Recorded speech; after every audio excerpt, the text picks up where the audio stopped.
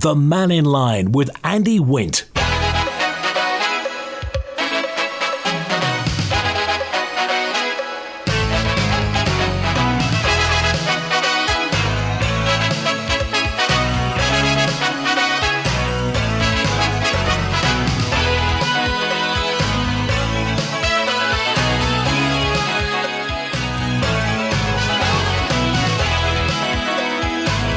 Hi, good afternoon. Welcome to Mannin Line on Manx Radio. The Steam Packet website says that the Belfast sailing will be in this afternoon at 2:45. Should have been a lot earlier, but there was apparently at Belfast another vessel that previously occupied the Steam Packet berth in Belfast, so they couldn't shove it out of the way, so it's late. I've been getting messages from some of the passengers at Belfast. Mayhem, they're saying there. So if you've got anybody coming back on the Belfast sailing this afternoon, it's going to be 2:45 rather than a lot earlier. And they're not going to be in a very good mood. So let's be gentle with them.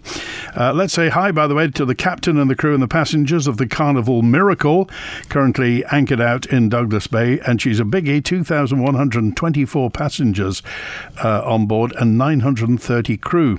So 3,000 people on the Carnival Cruise Line ship Carnival Miracle, and the visitors are on the Isle of Man today. Luckily, we have some weather for them, so I hope they enjoy it today.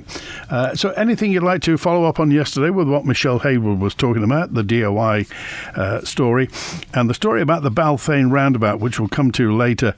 If you've got any thoughts on that, then by all means do get in touch. There are some messages we didn't get to yesterday. It was a really busy show yesterday. Regarding the Balfane round, unfortunately, heavy lorries will still have to travel through Ballasalla to get to and from Belown Quarry, says Texter 406. So, and that one-way system, apparently, somebody said, surely the one-way system needs to be the other way round because the urgent traffic is getting to the airport, not from the airport. Anyway, the Minister needs to understand that not reinstating the horse tramway to the sea terminal ahead of 2026 is completely unacceptable. 655, this is Barry. The Minister needs to give her personal commitment to getting the horse trams back to the sea terminal by 2026. I wonder what your thoughts are regarding this. Opinions divided. Lots of people who call Mannin Line are very, very pro the horse trams. Now, perhaps all the people who can't bear the horse trams, who just think they're a waste of time, cost too much money, and who uses them anyway, they don't call. If you are one of those people, by the way, you're more than welcome. I mean, we are friendly on the show. If you want to offer a contrary view to the horse trams, but our halfway horse trams at the moment stop at the bottom of Broadway, just by Castlemona Avenue.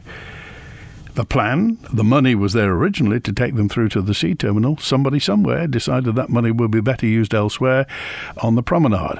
So it's gone. That budget's gone. The Minister, Michelle Hayward, would have to go back to Tynwald to ask for more money to reinstate the horse trams back to the sea terminal. Big commitment, be a big job as well. One would hope it wouldn't go over budget. I just wonder what your thoughts are regarding the horse trams and the anniversary that's going to be happening next year. There aren't many in the world. I mean, there are a few touristy ones, but ours are genuine, bona fide, absolutely. They have integrity. We've had them for years and years and years, and we've still got them. But what do you think? Julian's on now. Hi, Julian.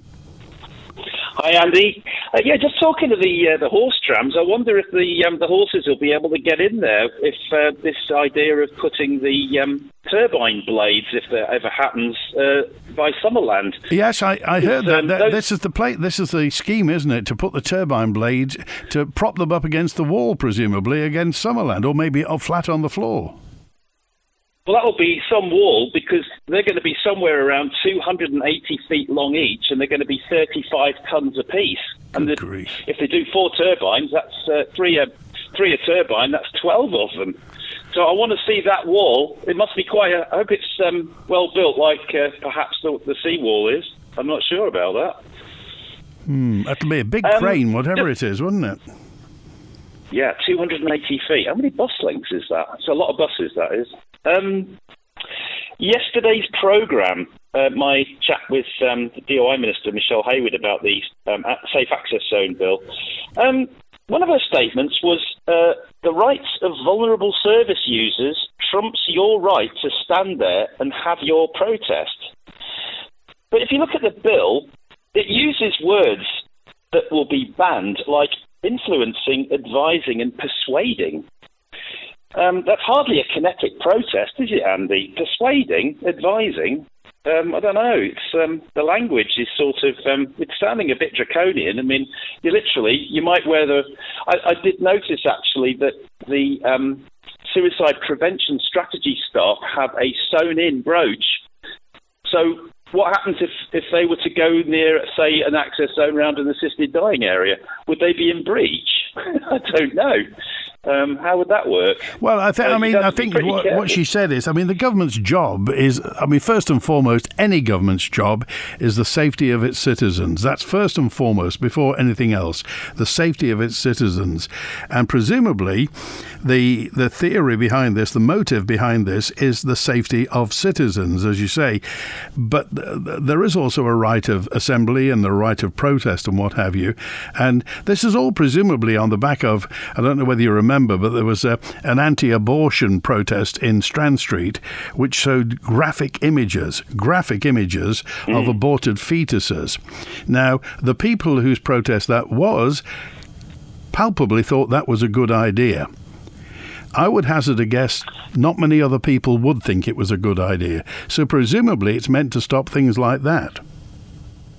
Well, I seem to remember during COVID that there were actors on beds in NHS hospitals of 30 years of age lying there acting like they were dying from couldn't breathe because of COVID, and then the next thing they've been interviewed on ITV and laughing away.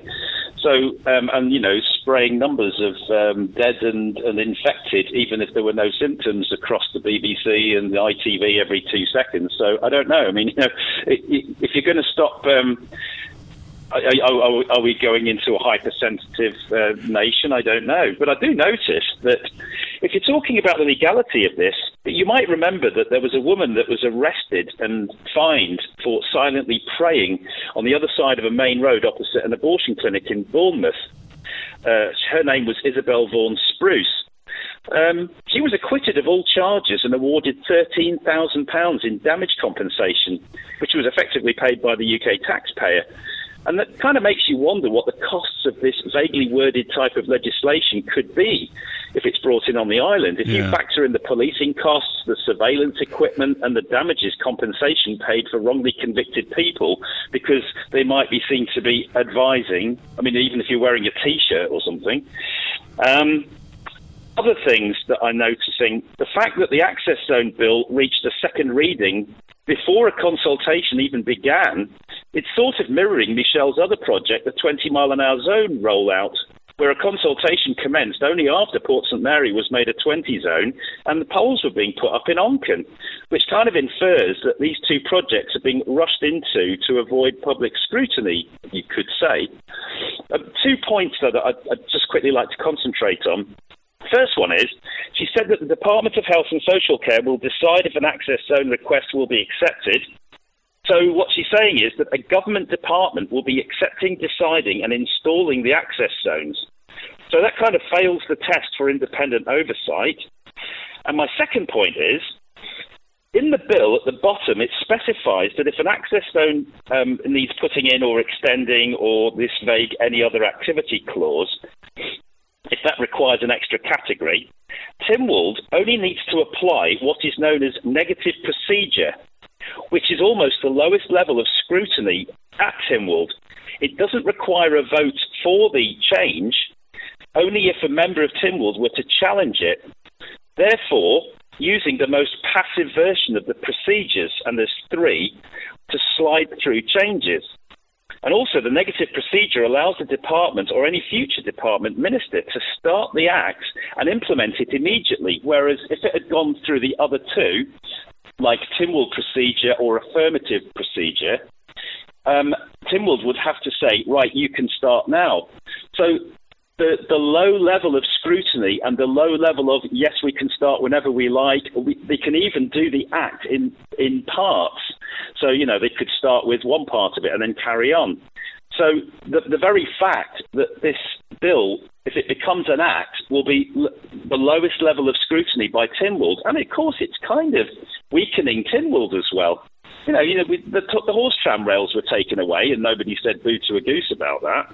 And this, to me, says that if it does get in, it will have next to no scrutiny whatsoever because the department will have concentrated power. Well, the trouble is, if it gets in, or when it gets in, we won't know the consequences until the first prosecution. Nothing will happen until somebody gets prosecuted, and then we'll know what the extent of it is. Yeah, and that person that's been prosecuted, or even somebody that doesn't even want the access zone bill, you're going to have deep pockets, because the only way to do this is through a petition of dolience, which is going to be, £250, £300 an hour lawyers. So, when you look at, say, the Labour Party leader or the Liberal Mannin Party leader, they should be up in arms about this 2-tier thing, because people who don't have deep pockets, how are they going to stop somebody putting an access zone that goes across the front of their property or something? Okay. You're not going to have an even balanced way to, like everything else, everyone would have a fair go. Okay. You won't have that fair go. So, anyway, thanks, Andy. So just one final question, Julian. Yeah. Michelle Hayward yesterday was talking, was chatting to you and what have you, and the underlying sense that I got is, and I don't want to speak on her behalf and apologise if I misrepresent her, but she seemed to kind of intimate you were catastrophising this, that you think it's going to be a lot worse than it is. Well, yeah, she said that she understood, say, from the human rights aspect, that people have made a lot of it. Well, I'm sorry, but if you've got any other activity, that's an open-ended government thing. I mean, any other activity? I mean, what is that? Is that something to do with maybe surgery for a certain part of the population? Right. She said that there's no current animal experimentation on the island. But this is a future bill, and she did admit that this would allow that to happen. So I'm talking about the consequences of this bill. Okay. I think it's a nasty, draconian piece of legislation. It should be kicked out at the earliest opportunity. Okay, I got a message in from 600 who said, we need real people in the government like Julian to sort the Isle of Man out instead of the magic roundabout. So Will wants to ask you, Julian, will you be standing for Keys next year? A lot of people have asked me that question. I'm considering it. Have a think about it. I'm considering it, Andy. All right, thanks for calling today. Appreciate it. Andrew's with us now. Hello, Andrew. Hello, the horse trams. Yes. I am just wondering if the closure of the line between Broadway and the Sea Terminal is actually lawful. In that, surely the line was created as the result of an act of Parliament, and it will take an act of Tynwald to close the line. Interesting point. Yes. I wonder. When was the horse tram built? Well, it was 150 years ago. Right. And I think Parliament would have been required to enable it by an act of Parliament. I'm not sure, because I'm not sure of the history of the railway, but... Do you think they should reinstate it back to the sea terminal? Well, quite definitely, yes. So what do you say to the people who just say it's yesterday's technology, not many people go on it, and it loses a fortune, Andrew? It brings an awful lot of visitors to the island, as do the steam railways. And, you know, a lot of people don't use it at the moment because it's such a short ride that you can walk it just as quickly. Right. Okay. All right. Appreciate it. Thanks for calling today. Thanks for your message. And also, Juan's on now. Hi, Juan. Hi, Andy, and hi, Michelle. Oh, sorry, I thought I was on hold from yesterday still. New readers start here. Juan, you were waiting for ages and ages yesterday, weren't you? I was, Andy. It's a good job that I had my Mannin Line pillow to bed my head down and everything. When you've got these programmes on, because of the demand, I mean, we got about 5 calls in yesterday, I think, maybe 6. Do you think it'd not be better to have a Mannin Line special and have it like from 11:30 and do all the chit chat beforehand, and then have an hour of because it's only 45 minutes anyway, the programme. It's not an hour when you paid the bills and had the ad breaks and the starts. Would that not be better? Because there seems to be, I mean, the listenership to this programme now I think is quite big, I believe. So would that not be better to do that with an extended programme? I'm just writing all this down. I'll just send it to the boss. Alex. Just remember, I'm in no way. Alex, are you listening? I'm in no way qualified to make any decision. Anyway, Michelle Hayward's going to be on soon. She'll be on again soon. So. Oh, well, that's good. Anyway, all that aside. All that aside, yes. So some of the points from yesterday, it was nice to hear Scott on actually making a point. I mean, he's an avid listener to the Mannin Line, so it's good to hear other people's points. And I mean, he made the point there about the 20 mile an hour thing. And, you know, everyone that I talk to, and Scott's in the motor trade, everyone that he talks to doesn't want this in its form that it's in. But it seems to be a legacy that Michelle wants to leave behind, to have this in place. It in the format, it's the same as the Safe Access Zone Bill. In the format that it's in, it's wrong for the people. These people are voted in to represent the people, like you've just said. And, you know, we're governed by consent. These people at the moment seem to be following legislation and doing stuff. Now, my question to Michelle would have been yesterday, have you read this bill, the Safe Access Bill, in its entirety, and do you agree with it? Now, the question would be, if she has read it in its entirety and agree with it, then I have issues with what she understands about it. And if she hasn't read it in its entirety, then the problem still lies. Why haven't you read it in its entirety? And who has drafted this bill out? Because as Julian's quite clearly said, there is erroneous and draconian measures in that bill, and the legalese that's involved in that bill is very open to interpretation of what can be protected. Assisted dying areas, transgender surgeries, vaccination hubs. We don't know. It's so open-ended. And this legislation is far more draconian than anything that's in the UK. So my question would be, it's got to this stage, it's her private member's bill. Does she understand the bill? Well, presumably she does. I mean, she's. But I mean, what's your, just if you could just précis then, what's your big beef about the bill? Where do you see the stumbling blocks? Well, first of all, on the presumption bit, Andy, I don't presume anymore. The state that the UK government is in, one should not presume that governments are doing the best thing for the people. And excuse me for being a doubting Thomas and asking a lot of these questions, but we don't want to be in the state that the UK is in at the moment. And that's why we're predominantly asking these questions before these things come in place. So when people say about Julian scaremongering, no, we're just actually trying to ascertain what's going to happen before this stuff actually hits our doorstep. And my concern is a lot of these politicians are getting stuff drafted, obviously by the AG's office or whatever, and they're not intense in looking into the legalese on this. We've got a law lecturer who has talked about this on this programme, Peter Murcott. We've got an ex-chief minister. And both of them have said that there's certain parts of this legislation which are erroneous. That was Tony Brown, wasn't it? Exactly. So if people who have been in this situation and people who study law are saying this and people have picked up on it, why aren't the people who are voted in to protect us doing the same thing? Okay. All right. Okay, Joe. Cheers, Andy. Good to hear from you. Thanks for that. And I think, Bonzo's with us now. Hello, Bonzo.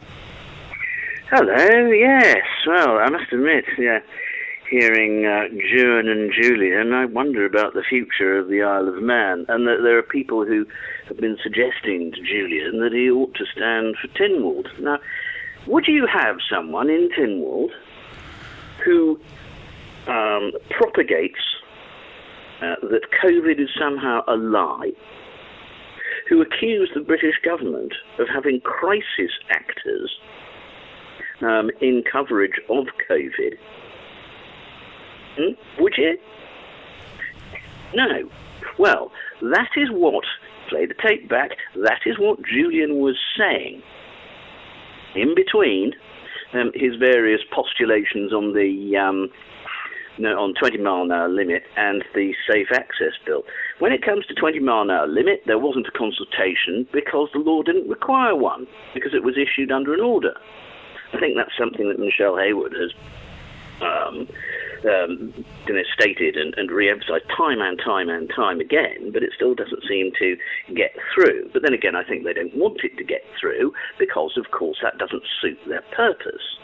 Because the purpose of them crying out about the safe access bill in various other forms and the 20 mile an hour speed limit is to push their own particular rather right-wing agenda. And the kind of governance that they want to see for the Isle of Man has a lot more to do with the system that we see now in being implemented in America, where Democratic representatives are now under arrest warrants, etc.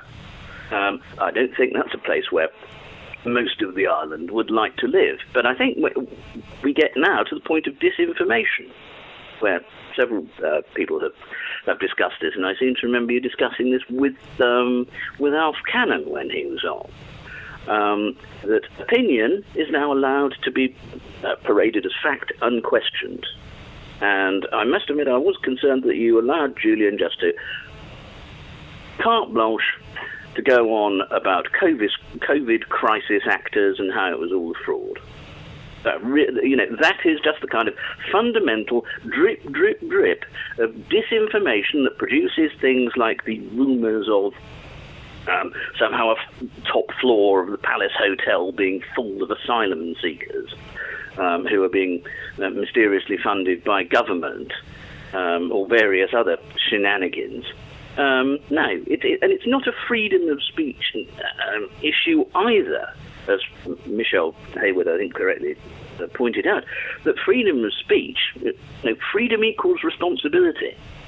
It means individual responsibility.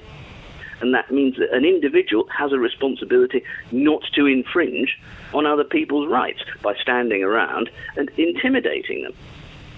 Now, this is fairly basic stuff.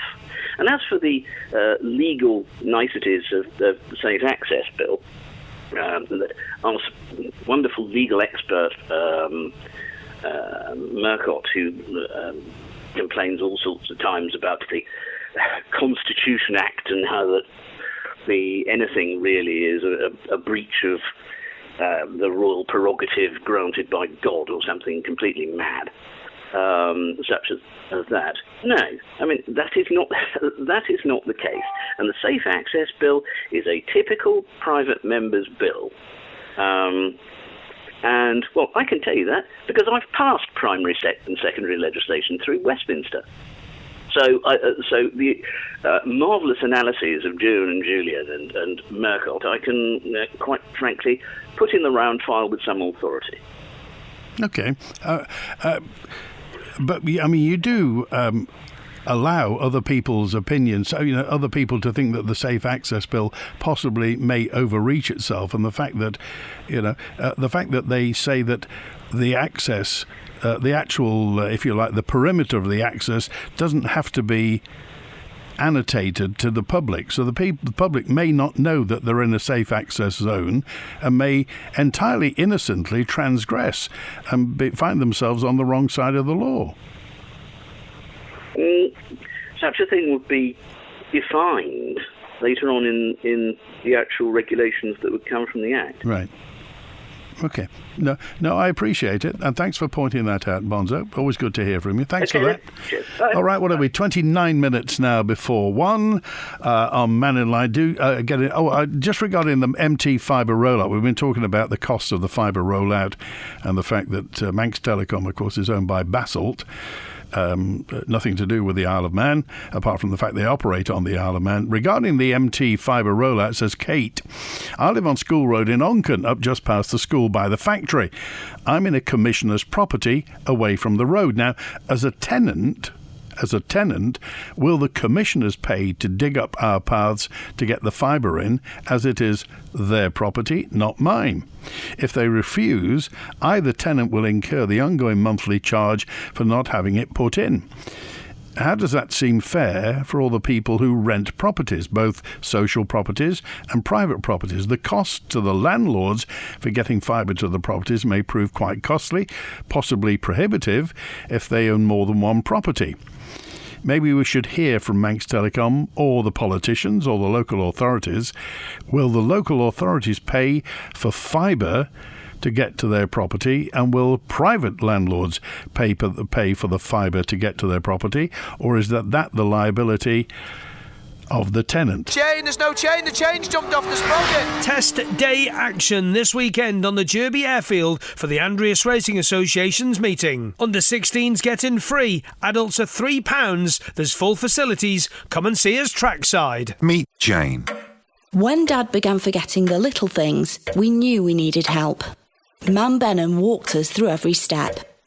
Real stories, real solutions. Secure tomorrow today with Man Benham. Concerned about your hearing? Get the support and help that you need with an expert hearing assessment free of charge at Island Hearing in Port Erin or Ramsey, with microsuction wax removal available in our Port Erin clinic. Island Hearing have been your local hearing care specialists for over 15 years. So for friendly professional help and advice, just call 830 722 or visit Island Hearing at 1 Station Road, Port Erin. Island Hearing, always listening. Isle of Man Railways. Throughout the summer and into autumn, check out a fabulous array of on-board dining events. From the legendary pie and mash train, wine tastings and murder mysteries, to sunset dining, steam legends and family-friendly afternoon teas, there's certainly something for everyone. See what's cooking on the dining car and book now. Call 697 457 or visit rail.im. Isle of Man Railways. Radio Caroline North is back on the air this weekend for our annual 3-day fundraiser.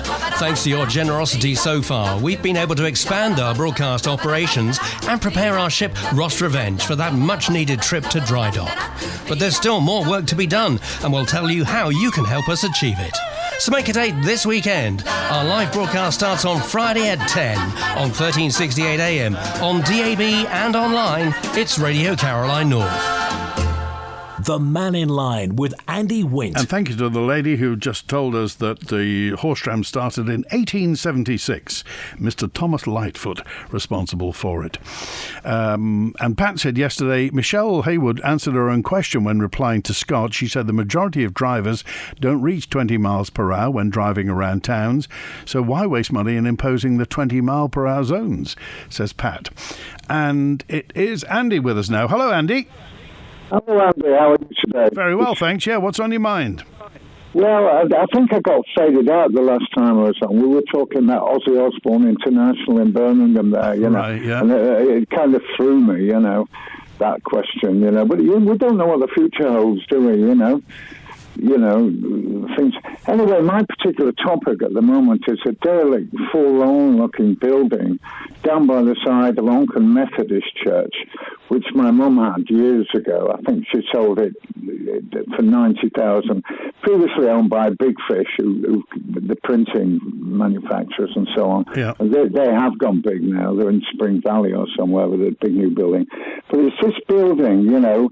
And there's no hope for it. Anybody who takes a casual look at it will know it's got no future, and it needs a Molotov cocktail through the window or something, with fire appliances standing by, obviously. Who owns it? Or a few strong lads from Derby who've got nothing to do to come down with a mini digger, you know, from the Derby Hilton and knock it down step by step. It's a hopeless... And the chap, he's called Jackson, who's selling it at the moment, and it's got no future, and it should be knocked down. It should be demolished, It's hopeless. Right. And then something could be done, a nice wooden structure, rented out to TT or NGP firms or whatever. The future could be great. How long's it been empty? Onchan's trying to smart itself up at the moment with the vanilla room and all that, and Bittylicious. That's a bloody Bitcoin manufacturer. Did you know that? A Bitcoin seller, yeah. I found all that out this morning. I've been down there. Okay. But, so how long's the building been emptied? It's emptied, yeah. It's full of asbestos. It's a hopeless case. It's even more derelict than when my mother had it, And it's on the market for about 160 at the moment, with Partners Agency, who I've been talking to. Well, now we all know, and obviously everybody's going to be beating a track towards it then to do something with it. Jesus welcomes all, Andy, supposedly, but I mean, Jesus wouldn't welcome that building being next door to it. He really wouldn't. Oh, right. All right. Thanks for calling today, Andy. Good to hear from you. No problem. Have a good day, Andy. You too, as well. Oh, and Peter's with us now on Mannin Line. Hi, Peter. Oh, hello, Andy. It's Peter Merkos here. Yeah. A couple of centuries ago, after the Napoleonic Wars, there was a great deal of repression of freedom of expression, and it didn't work. It's always a sign of a country that's troubled when they've got to unduly to restrict free speech, and you have a situation. You either have responsible freedom of expression, or you get state-approved speech, and that's the way in which we're moving at the moment. Now, you've been talking about the Safe Access Zones bill. Now, I've kept on saying, and I'll say it again, the root problem with that was that no compelling evidence was ever given at the beginning for the need for that bill. There was no clear indication that the present law is inadequate. Now, when you move like that, you're ceasing really to act like the Court of Tynwald, because courts only act on clear evidence that you've proved your case, and it was never proved. The second thing was you had something really procedurally very unusual. You had, when the assisted dying bill came, now I was a firm opponent of that, but I will say this, there was a consultation beforehand. Now, they lost it, and of course then they proceeded with the bill, but they did have the consultation before the bill was introduced. What happened here, you didn't have a consultation until it had gone through second reading. Now, at second reading stage, what happens is that the legislature gives its broad endorsement to a piece of legislation, and then you'd move on to the clauses stage. I don't know what the outcome was of the consultation they've had, but let's suppose the consultation was against it. Well, what's happened is the legislature has already given its broad endorsement, so it was really cart before the horse. And that was another very unhappy feature about this bill. So you consult about it after you've agreed you're going to go ahead with it. The only thing that could happen at this stage politically is really two things. Either the mover could withdraw it, or it would need to go to a select committee, and hopefully they would recommend that the bill does not go any further, because it really is a very, very unhappy situation. And the second thing is, I don't think the majority of people have read it.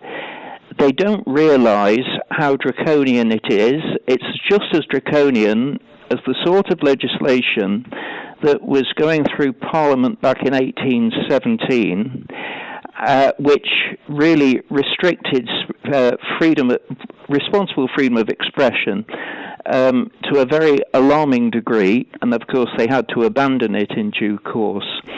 So that's really the situation. I've done a number of public meetings, and when I've explained what the bill is about, I haven't come across anyone yet who is actually in favour of it when they realise what it's really doing. What I would prefer to happen, and I mentioned this some time ago to you, and I'll say it again, I would prefer a well-conducted debate, including those who support it, a radio debate where we would, in a proper and restrained way, would put our respective points of view, and where we would actually be able to indicate to the general public exactly what we're talking about. That has not taken place. So you've got some very bad legislation. I think it's very unhappy. We've got to wait and see what happens when it goes to court, because, going to court is a very traumatic experience for people. And it can be a very expensive experience. And really, we should have all these questions examined first of all, and we shouldn't even have to test it out of whether it's a bad piece of legislation, because it is. It's a very bad piece of legislation, and it really needs to be consigned to the back burner, right. And the sooner the better. In a nutshell, what do you think the for the lay person, what do you think the main problem is? What do you think will be the worst outcome of this legislation that you disapprove of? Right. The main problem with it is that it is very broadly worded, and it could apply to almost anything. Now, I mentioned to you, and I have mentioned before, for example, take one clause, which, if taken literally, would mean that if a safe access zone was established in a particular area, it would become an offence repeatedly, continuously, and so on, to occupy part or all of that zone. Now, because the bill covers private property, by the way it's worded, it means then, for example, say where I'm living, if a safe access zone is established without doing anything, just by living here, I immediately fall foul of the bill. Now, somebody would say, oh, well, they would never prosecute someone for just living there. They'd never do that. Well, if they would never do that, why say it? Why have legislation which potentially could criminalise every single member who actually lives in the area, irrespective of whether they support the bill or whether they don't? And a very eminent law lord, probably one of the finest judges of the 20th century, was Lord Reed. And Lord Reed said back in 1972, and he was a judge at a very senior level, he said, bad law isn't made any better by the knowledge that it will be carefully, or as he said, judiciously exercised or implemented. The fact is, if it's bad law, it shouldn't be there in the first place. The fact that you might say, well, somebody might never do this or might never do that is irrelevant. The law shouldn't be there and worded as it is. And this law is some of the worst law that has actually come before the keys. I think there's one other thing, if I may say so. What I think it throws up, remember this is a private member's bill, and it has, therefore, unlike in Britain, it can use the same amount of time, legislative time, that would happen with a government bill. Now, we've got many major things that need to be done in the Isle of Man, and this should be right at the bottom because it isn't needed. So what I think a very good reform that could take place with regard to the legislative process is that private members' bills do not necessarily enjoy the same amount of legislative time that government bills do. And I think that's a very important change that needs to be made, such as happens in the House of Commons. I mean, you have to fight for survival for private members' bills. If the government is willing to support it, they will get the necessary time. But here, they're on an equal footing, as far as I can see, with government bills, and therefore the time that's spent on them is really taking away time for far more necessary things that need to be attended to. That's just one small aspect of this whole debate. Okay, all right, Peter, we appreciate Thank you very it. much. Good to hear from you. Yeah. Thanks for that. 14 minutes before 1. On the same topic, well, almost the same topic, Gordon dropped me a note in just to say, with everything that the Isle of Man has to do regarding fiscal prudence, progress of the economy, building up the reserves, balancing the population, i.e.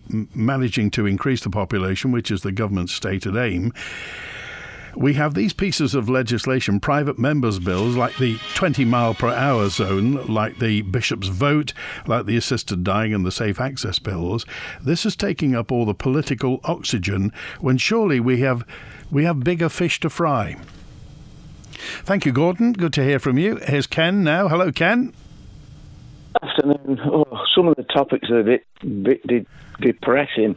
Right, cheer me up. I missed the programme yesterday, thankfully. Was the new bus service 8S discussed? Yes, she said it might be happening by the end of this week, but they've got to talk to the unions and the drivers. Only because it's the Royal Show, although it wouldn't be a direct service, from south to Knockalo, you'll have to change at St John's.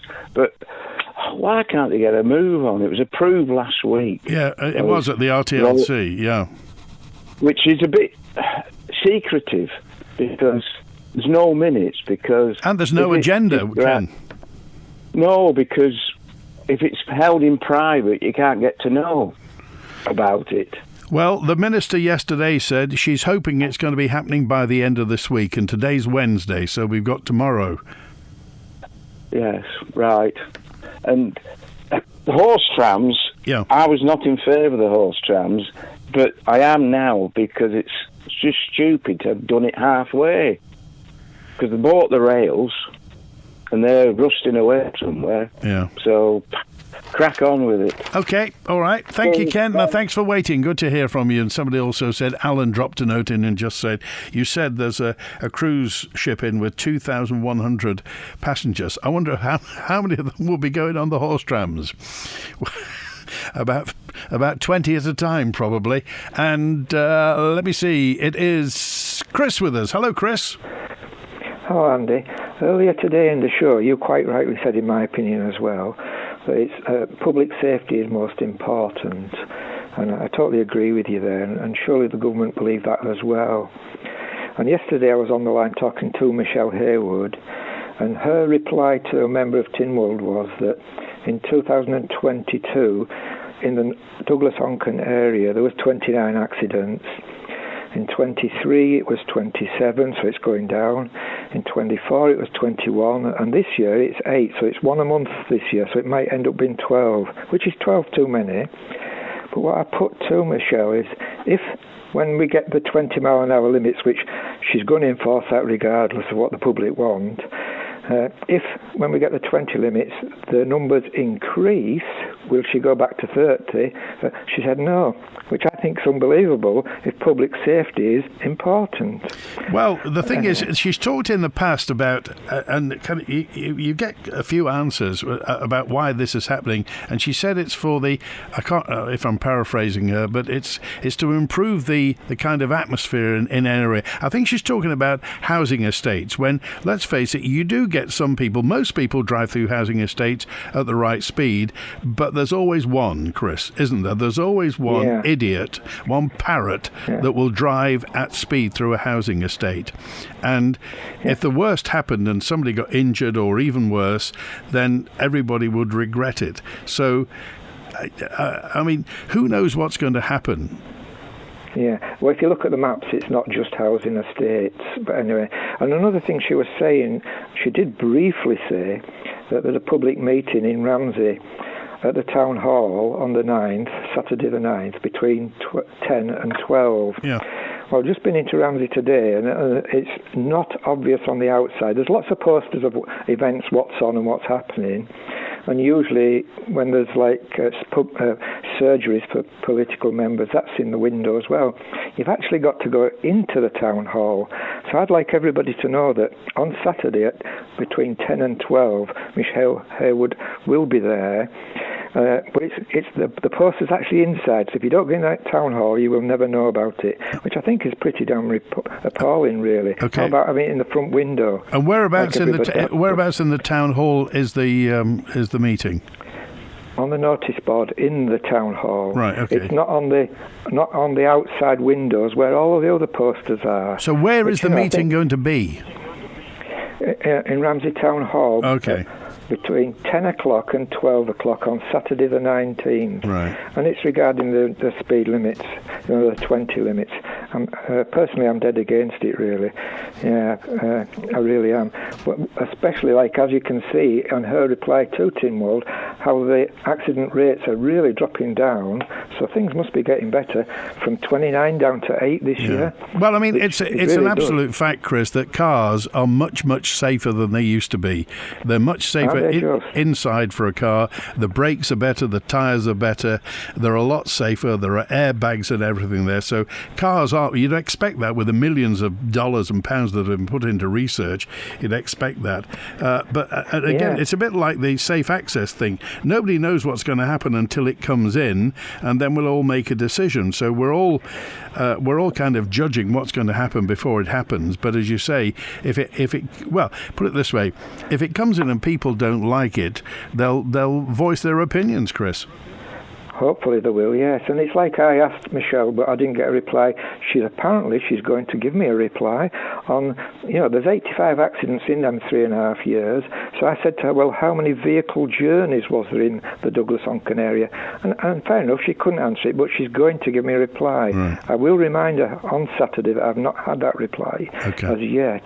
Let's see what she says, because then we can work out a percentage of accidents compared to vehicle journeys, can't we? Which will be more realistic. All right. Yeah. Appreciate it, Chris. Thank you, Andy. Thanks for calling today. Good to hear from you. It's 7 minutes before 1. Tomorrow, the Treasury Minister's on Mannin Line. Dr. Alex Allenson, MHK, one of the Ramsey MHKs, will be on.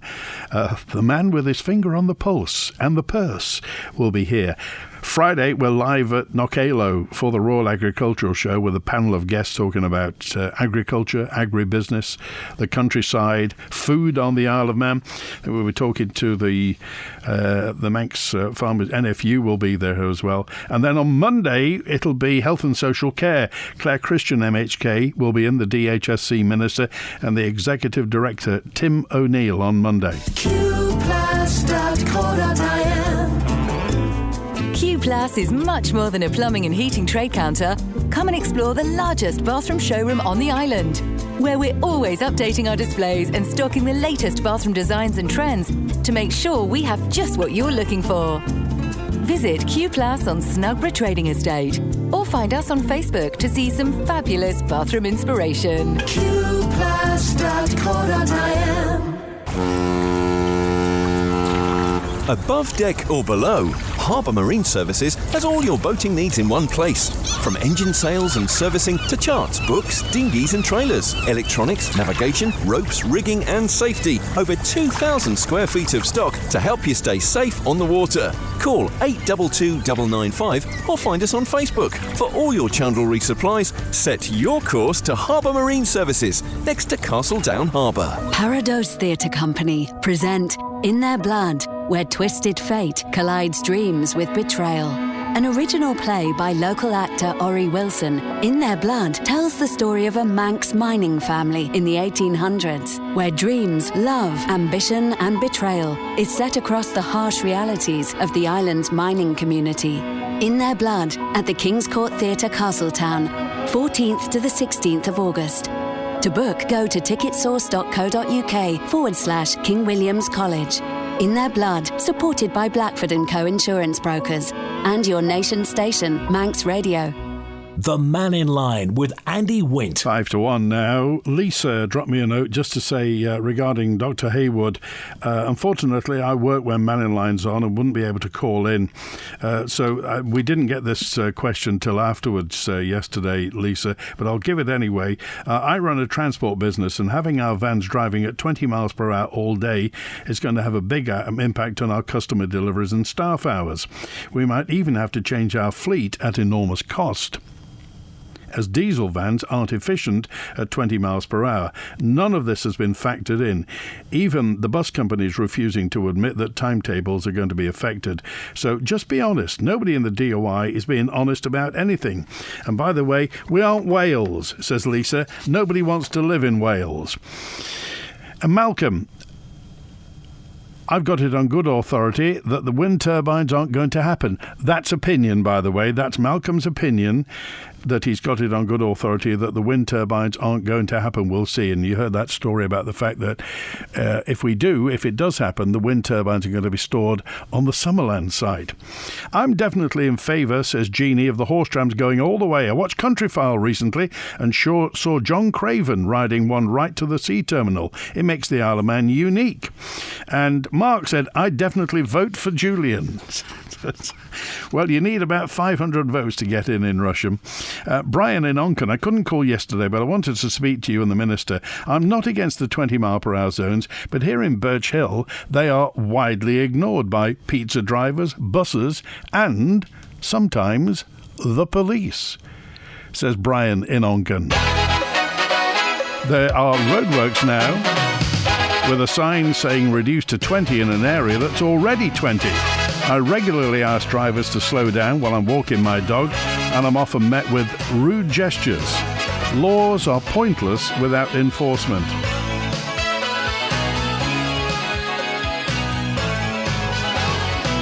David said, look, Julian's got every right to question the COVID data. He's being criticised for disinformation, but there's nothing wrong with distrusting government here or across.